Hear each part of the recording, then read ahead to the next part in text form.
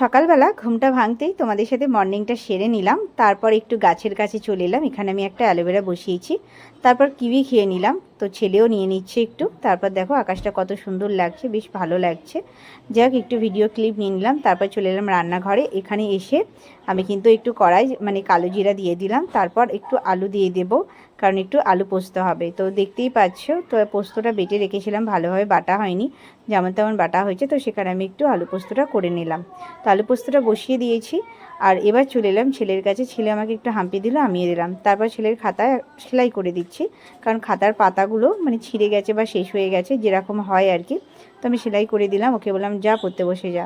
তো ব্যাস এইভাবেই চলছে আমাদের। তারপর ও লিখতে বসেছে, ওকে একটু বকেছি, দেখো না মুখের অবস্থা কাঁদন মাদন। তো বর একটু বাইরে বেরিয়েছিল, তো চলে এসেছে। দেখো তার ফাঁকে আলু পোস্তটাও হয়ে গেছে।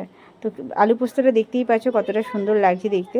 তো যাই হোক, আলু পোস্তটা দিয়ে ওর বাবা খাবে। আজকে নিরামিষ আছে ওর বাবার, আজ যেহেতু বৃহস্পতিবার। আর এখানে দেখো ঘরের কাজ এখনও চলছে, মাছগুলো খোলা হচ্ছে, আর যেন ভালো লাগছে না।